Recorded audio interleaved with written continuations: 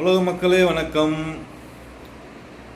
இந்த முதலமைச்சர் பிரதமர் செய்கிற வேலை பார்த்தீங்களா மக்களே? எப்படியெல்லாம் மனுஷனை முட்டாளாகணுமோ அப்படியெல்லாம் ஆக்குறாங்க. சரிங்களா? இப்போ பட்ஜெட் போட்டாங்களா, அதில் தாய் தந்தை இல்லாதவங்களுக்கு நன்மை. சரிங்களா? இவங்க நன்மை செய்கிறாங்களாம். இதெல்லாம் நீங்கள் நம்புறீங்களா? எத்தனையோ மக்கள் பாராட்டுது. உங்களுக்கு வெக்கமா இல்லையா சார்? இதெல்லாம் பாராட்டுறீங்க, சொல்லுங்கள் சார். தாய் தந்தை இல்லாத குழந்தைகளுக்கு நன்மை, இதை பாராட்டுறவங்களுக்கு வெக்கம் இல்லையான்னு கேட்குறேன். கொஞ்சம் கூட ரோஷம் இல்லையா, மானம் இல்லையா? சொல்லுங்கள் சார். தாய் தந்தை இல்லாத குழந்தைக்கு நன்மை சார். இங்கே அரசு அதிகாரிகளை ரோட்டில் படுத்து உருண்டு புலம்புறாங்க சார்.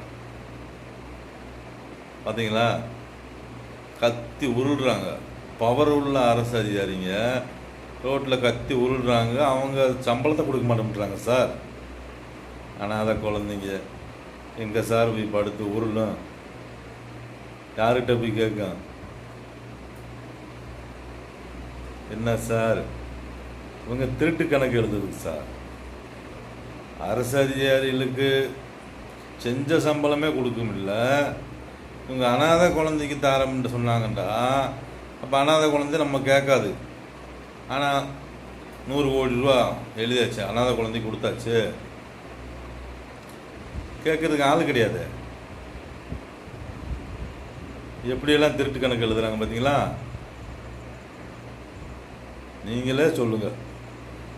அரசு அதிகாரிங்க பூரா கத்தி உருள்றாங்களா? எங்கள் பென்ஷனை கூடியா, எங்கள் சம்பளத்தை கூடியா? இவங்க கண்டுக்கிறவே இல்லையா? போலீஸை கூப்பிடு அப்புறம் அடிச்சு ஏற்று வண்டியில் ஏற்று.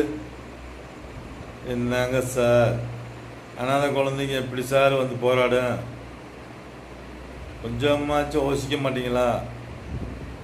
பூராமே புறாடு, பித்தளை எடுத்தணும், ஏமாத்து,